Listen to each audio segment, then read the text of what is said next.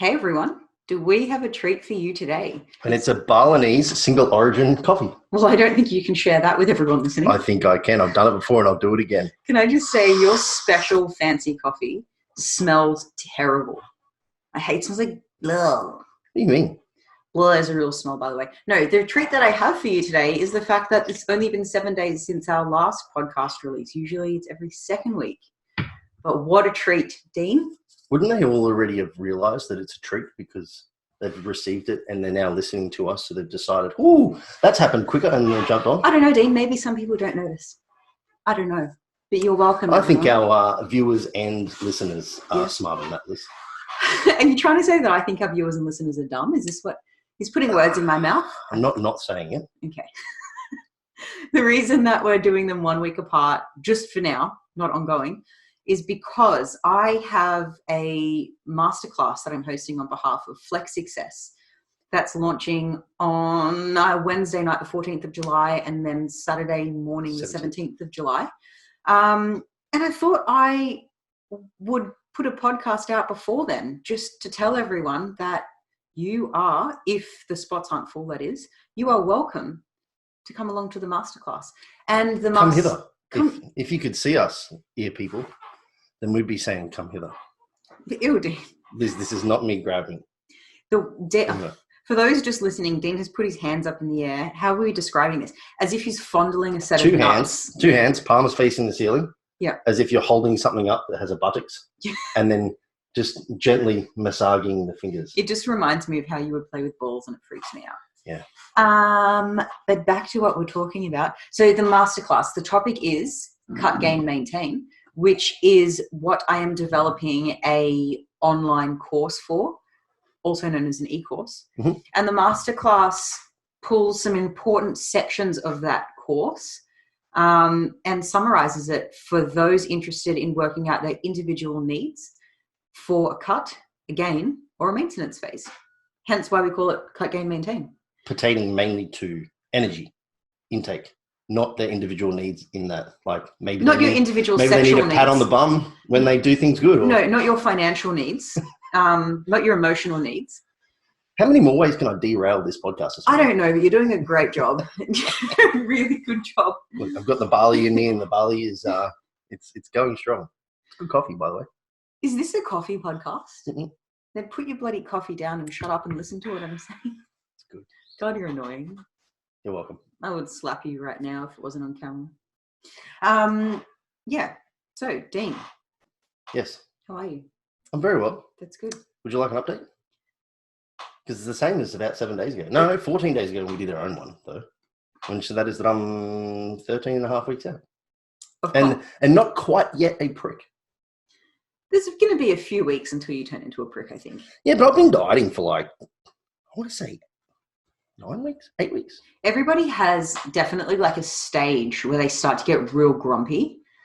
But yours isn't until you're impressively lean. So that doesn't really surprise me. We bought a bunch of tech stuff. We got Rode, what are they called, those things? We got Rode Go mics 2. So there's actually 2 lapel mics. They look really cool.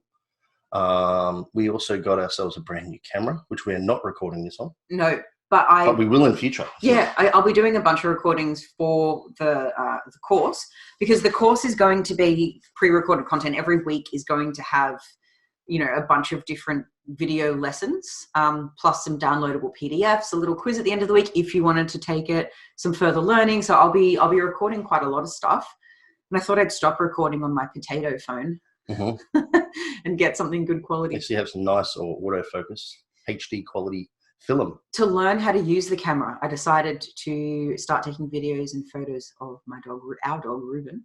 God, they're good photos. Yeah, so that's pretty cool. Yeah. Have we done anything else?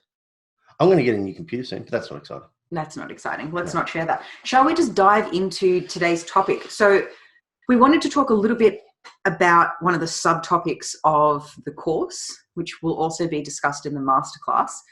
As I mentioned, the topic is how to understand your individual needs for a cut, a gain, or a maintenance phase. And Dean and I wanted to take you through 4 common mistakes people make in a weight cut. Mm-hmm. Now, I should start this off by saying I'm not saying a weight cut, to make weight for powerlifting competition. I'm talking about not a performance weight cut. We're talking about just literally cutting body fat. Reducing body fat. Yeah. And when we're talking about weight gain, we're obviously not talking about who wants to gain the most amount of fat possible. We're talking about muscle gain. So we're talking about a cut for fat loss, a gain for muscle gain.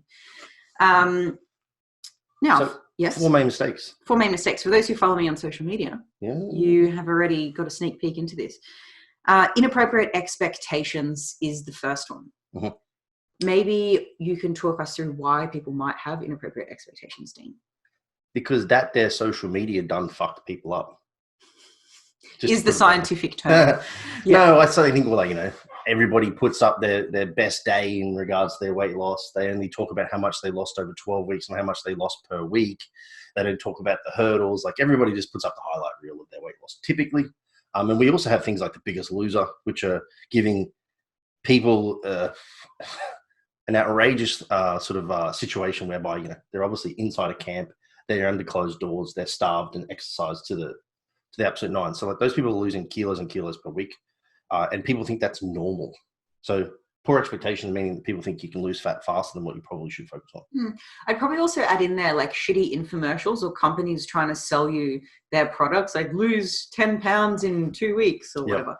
And it's worth mentioning that it can be done. You can lose weight at a rapid pace, but we're increasing our risk of not just muscle loss, but like mental preoccupation with food, developing eating disorders. Antisocial behavior. Yeah, like falling off the bandwagon and snapping because you're so grumpy and tired and hungry. Yeah, I think like as the severity of the deficit goes up, the negative adaptations also typically rise, which just means it's harder. Yeah. Across the board. I mean, we don't want to just take out 50 calories a day because you're not going to make any progress or very slow progress. It's going to be discouraging. But we also don't want to move straight to rabbit food either for all of those reasons. Muscle loss, developing an eating disorder, the likelihood of you not actually sticking with it. Yeah, weight regain, high possibility. Yeah. Yeah. Poor relationship with food. Or even just the perception of this being the only way because you've done it in the past. And because most challenges that are sort of sold online are typically about who can lose the most amount of weight in the least amount of time, those sorts of expectations require you to do extreme things, and extreme things are certainly not sustainable. So again, when people are only focused in on the numbers, the achievement is as if that's the achievement and don't have any consideration for the lifestyle. Yeah. The expectations are just super skewed. And people think that they should be losing more each week than what they probably can or should. It's so profitable though for gyms to run an 8-week challenge and give some prize to the person that loses the most, either as a total number of kilos or as a percentage of their body weight. Because we know that when people lose weight in such an extreme or rapid way, most people, how many people do you know that's lost a bunch of weight really quickly and kept it off? I don't know any. Very few, yeah. I don't know any. I'm sure some exist, but I don't know any. And that establishes the foundation for that gym to run another 8-week challenge again, and another 8-week challenge again, and another 8-week challenge again, charging hundreds of dollars. And it incentivizes the person to maybe not consciously gain the weight back to then re-win the challenge. But when they start to gain it back, they're like, I'll wait for the next challenge, and then I'll rip it off again and win again. Yeah. Like, so the incentives are all wrong. Yeah, losing muscle every time you do it, gaining more fat every time you do it. Yeah. Yeah, the incentives are wrong across the board. Yeah. Unless you don't give a shit about people. Yeah. And you're just business minded. Yeah, trumpfitness.com. That's fucked up, trumpfitness.com. You don't give a shit about people. I love it. Love it. Also, inappropriate expectations. We might want to insert the idea that people have this idea that weight loss should be linear, like I should be losing exactly 1 kilo every week, which comes down to 150 grams a day on the scales. I don't know. I still use my hands to count, something like that. That's 1,050 grams. You nailed that. Hey, that's good. So if somebody gets on the scales at 59 kilos, tomorrow they want to be 58 point whatever, and the next day 58 point whatever, 150 grams less than that is, without understanding that weight loss actually doesn't work like that. Weight loss isn't linear because there's so many things that affect the scales outside of your body weight, fat loss or gain. Like, did you actually go to the toilet before you weighed in? Is there any fluid retention? Are you on your monthly cycle? Yeah. Do you have DOMs? Yeah. Exactly. Food residue, stuff like that. Yep. So we shouldn't be too concerned about day-to-day fluctuations, which are natural and normal. They should not be linear.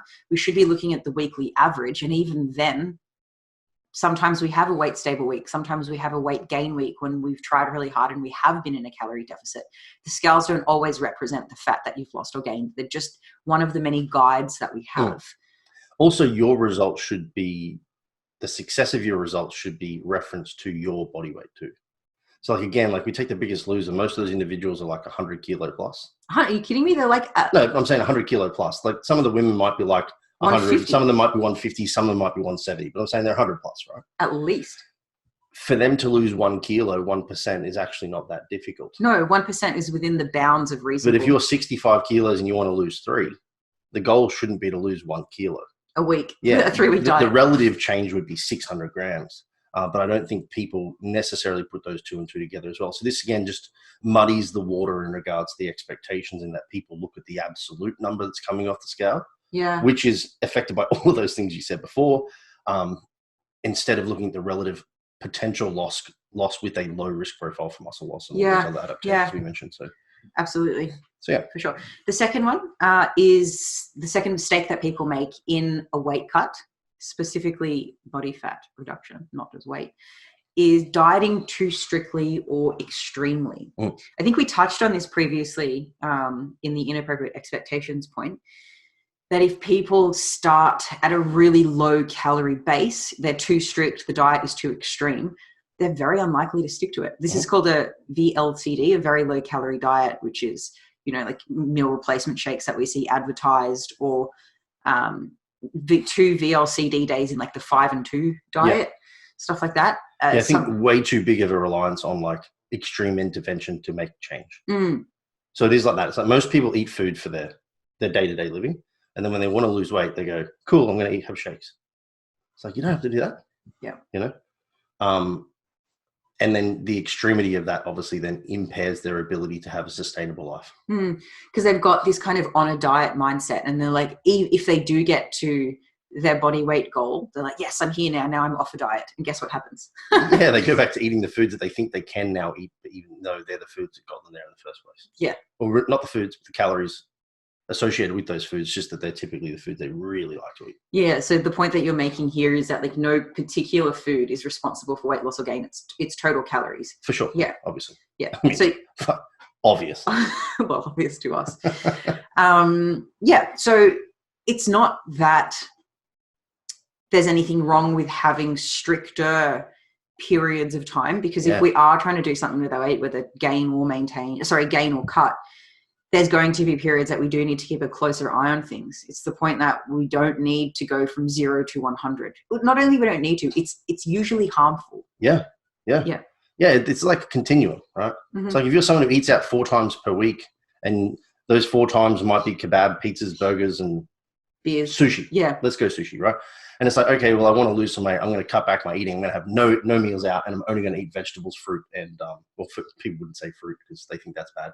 Again, fruit has sugar, Dean. They just rip the band, instead of just like peeling the Band-Aid back a little bit, they rip the fucker off and go, hey, I'm going to do it. But maybe what you could do is like, instead of a burger, I'm just going to go a burger without chips and a burger without cheese. Still an enjoyable time, but slightly less. Yeah. Or maybe going to go, swap your Coke for Coke Zero. I'm going to have 2 meals out. Yeah. You know?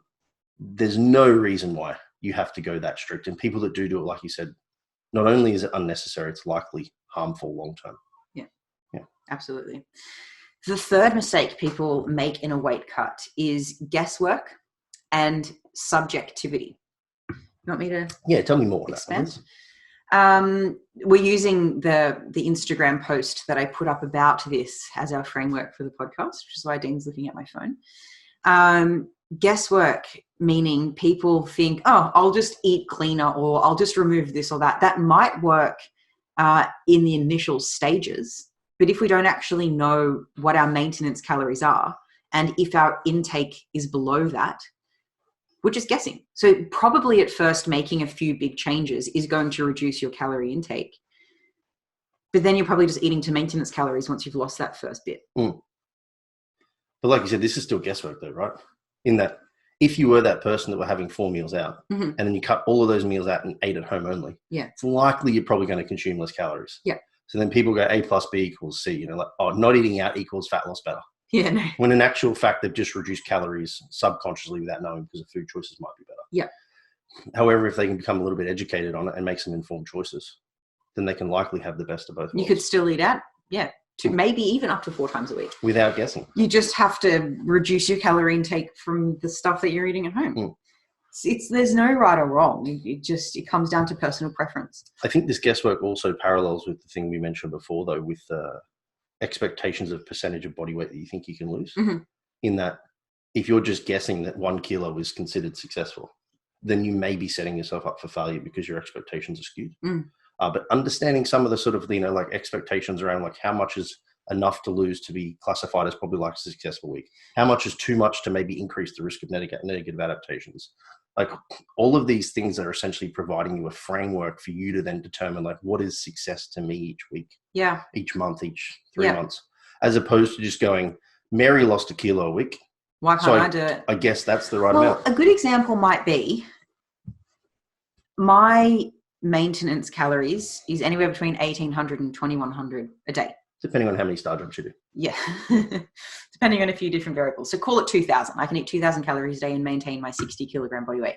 What are you maintaining on? Or what have you maintained on in the past? Because I know you're roughly 40 times, roughly 4,000 calories-ish. Okay. Yeah. So literally double what I can eat. Yeah.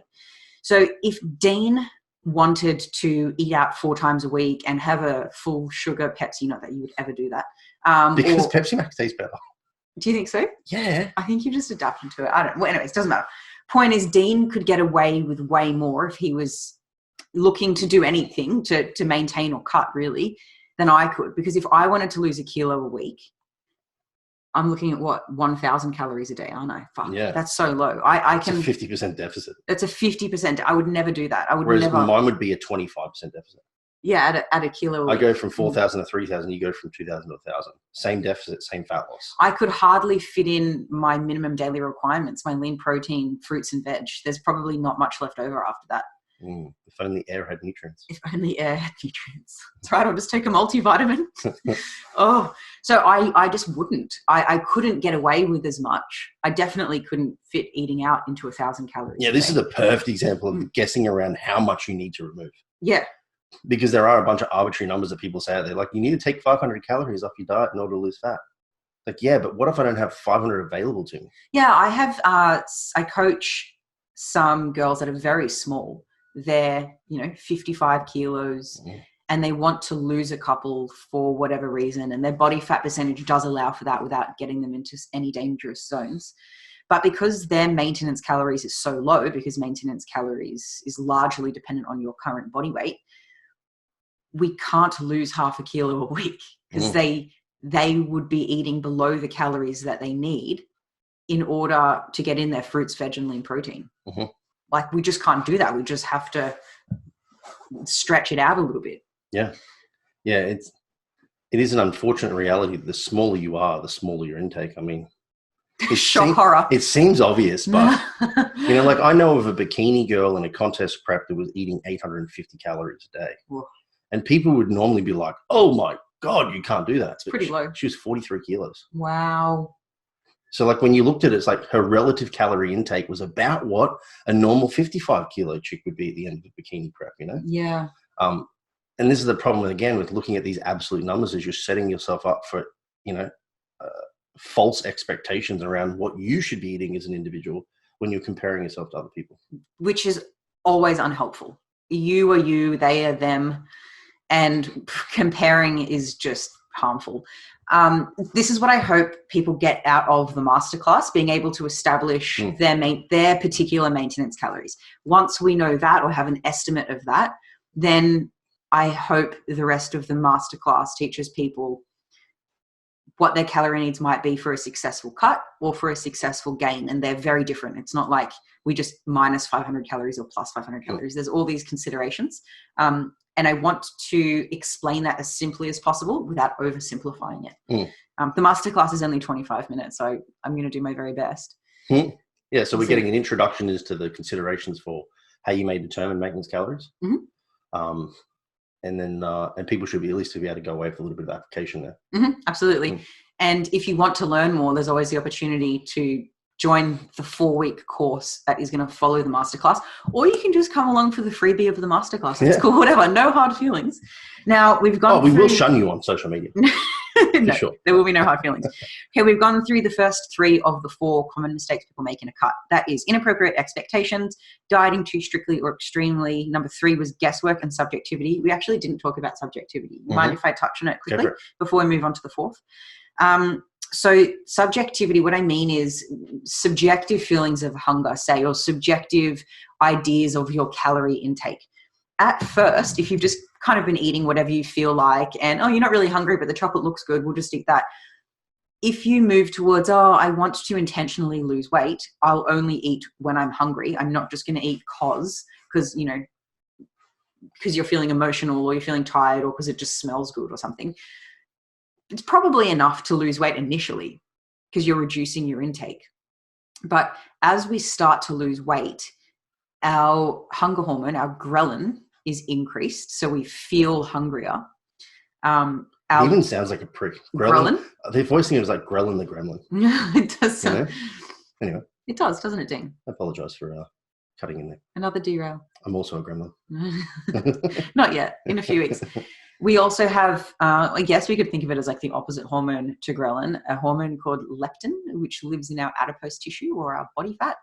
And it sends signals to our brain telling our body that we're chubby and full and happy and we're not. Is that an oversimplified way to explain leptin? Oh, I was going to try and do that. I'm full of chocolate, but I didn't want to butcher it. No, he goes, what does he say?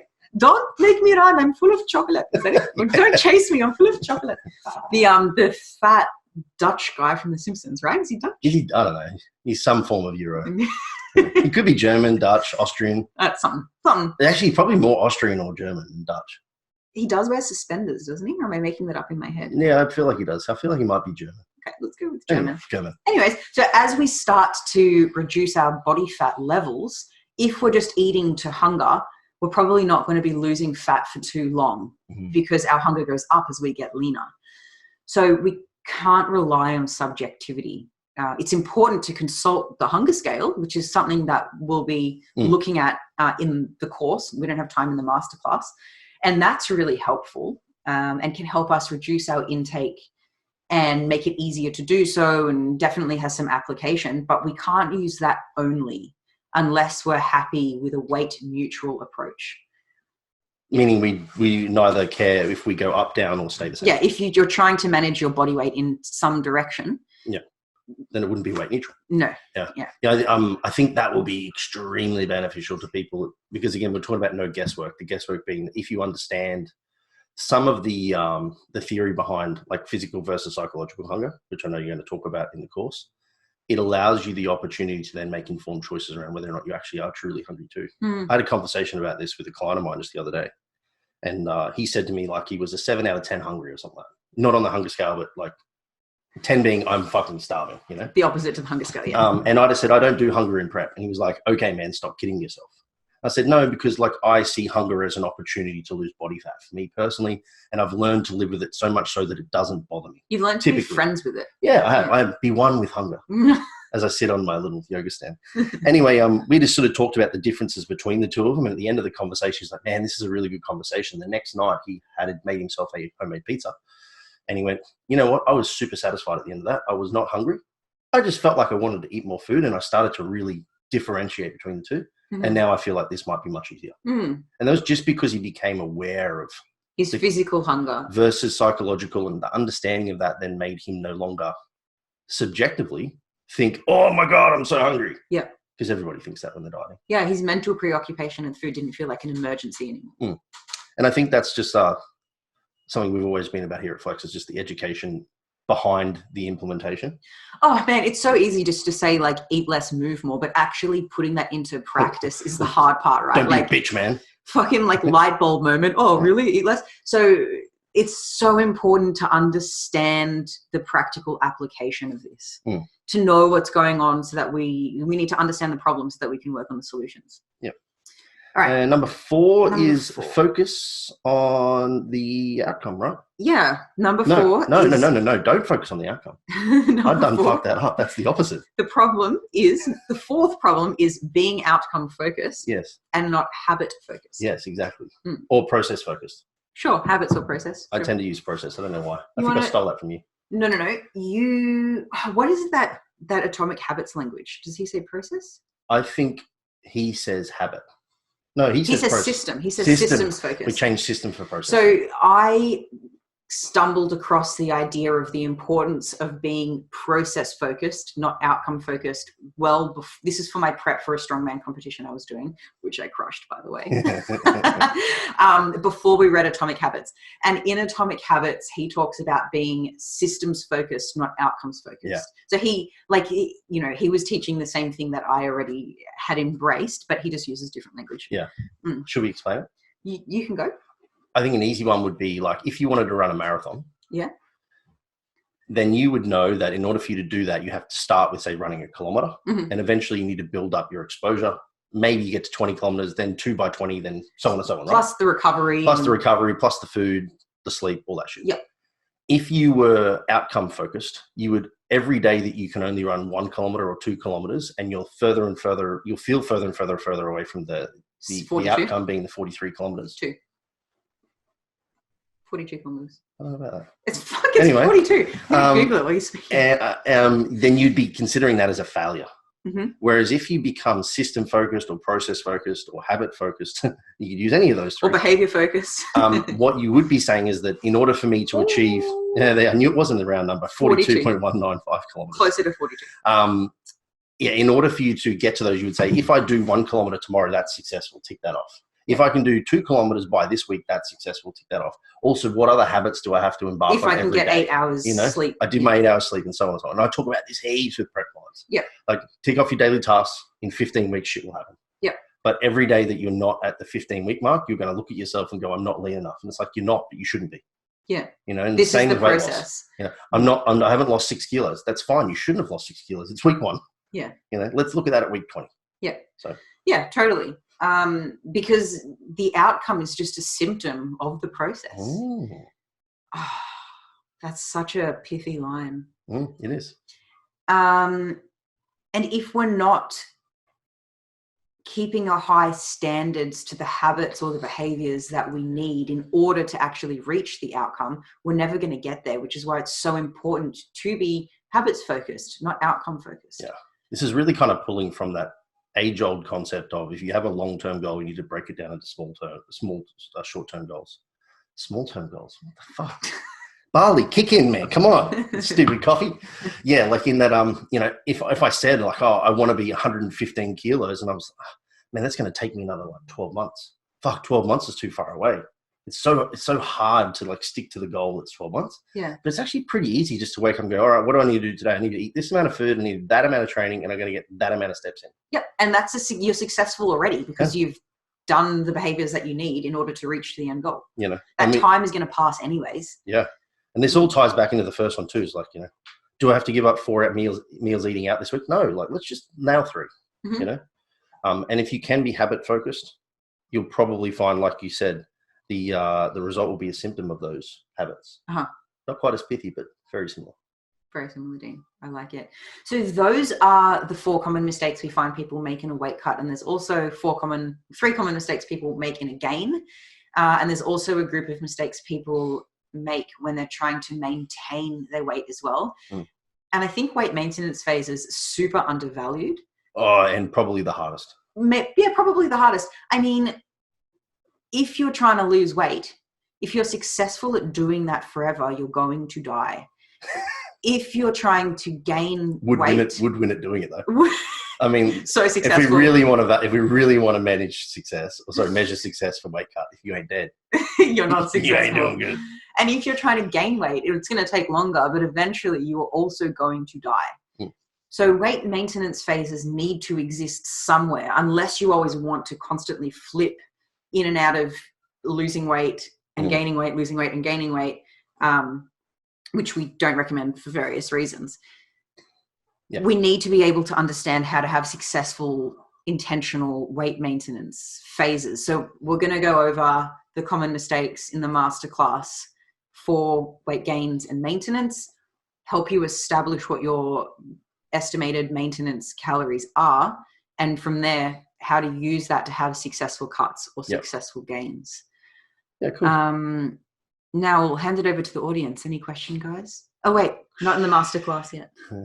That's my biggest fear, getting to the masterclass and being like, how was that? And everyone, because from my years of experience as a group fitness instructor, you learn to talk to yourself. Like there's a whole sea of faces and you're like, is everyone ready to go? And everyone's just deadpan. Like single them out and point at them. You in the red. So I'm a bit concerned that when the masterclass comes around, to be like, any questions? What were the main things that you got from it? I'd be like, fuck, is my mic on? Yeah. Please talk to me in the masterclass if you come. Please ask me a question. Yeah.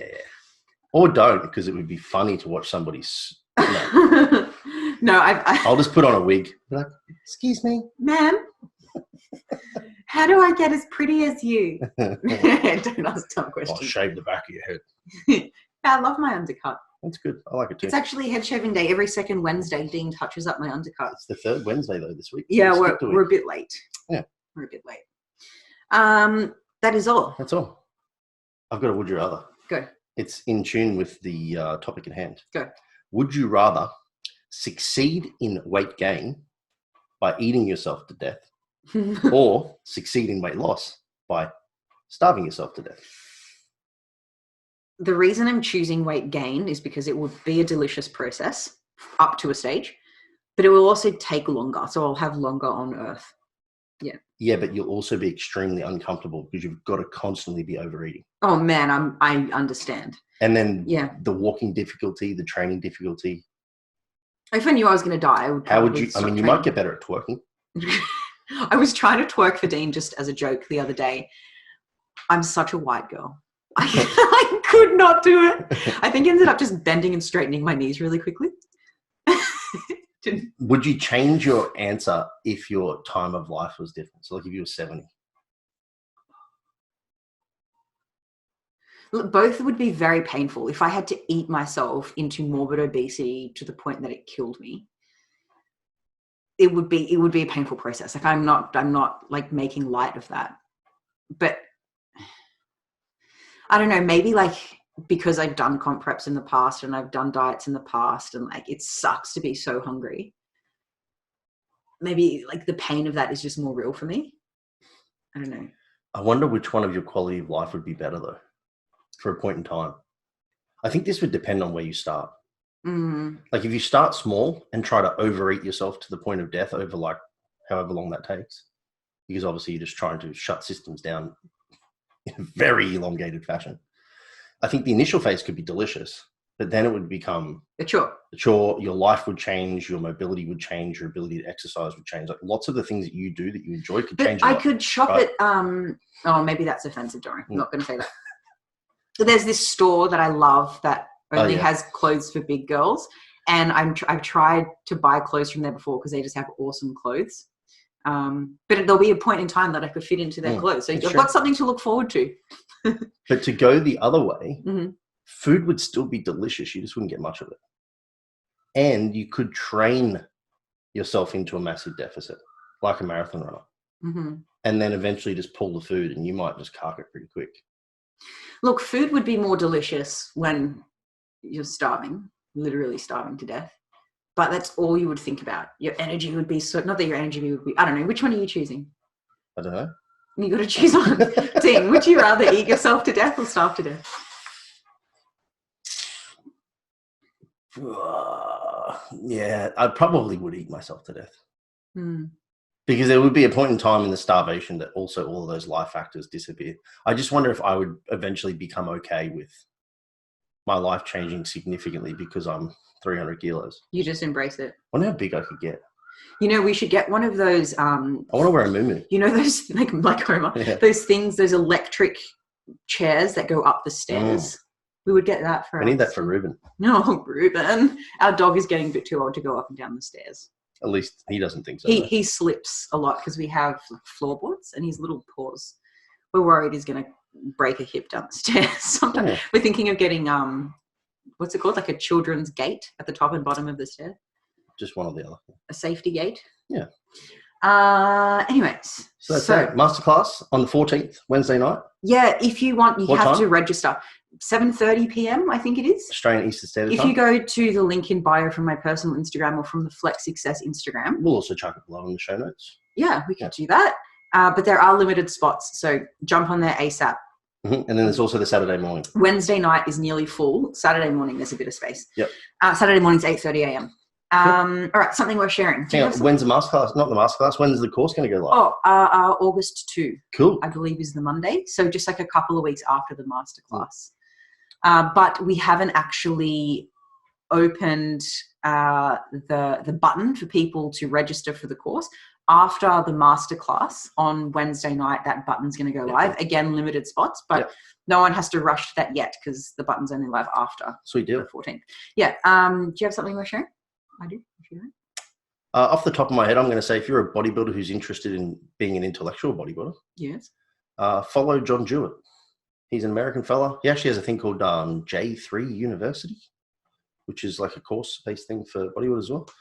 Super smart dude. What does the 3 stand for? I'm not sure.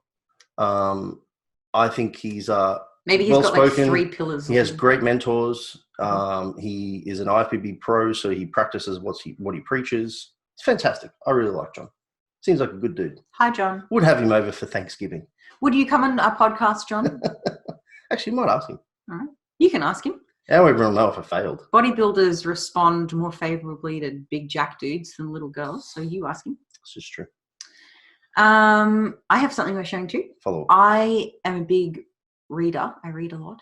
And I'm not too hot on fiction books because I just think there's so much to know and learn about the world. It's so interesting that I end up choosing nonfiction, usually philosophy, science, sometimes economics. But I started reading The Fault in Our Stars. I just had some big, like mentally draining work days and I just felt like switching off and reading fiction. I started reading The Fault in Our Stars. I actually, you're not that invested in the beginning of a book. You're just getting to know the characters. I was crying on page 25. I was laughing out loud earlier and then page 25 just made me like, oh. And I'm sure it's not because you got a paper cut. It wasn't from a paper cut. Because that's why men cry. I'm now, is it just physical pain only? Also sand in the air sometimes makes your eyes scratchy. Does it? Yeah. Someone's cutting onions? Yeah. Yeah. So Fault in Our Stars. Someone said that I should just watch the movie and not read the book. But it's just, look, I'll watch the movie after. I'm down with that. I know you are. Yeah. But I will be crying in the movie also because I'm good at crying. Yeah.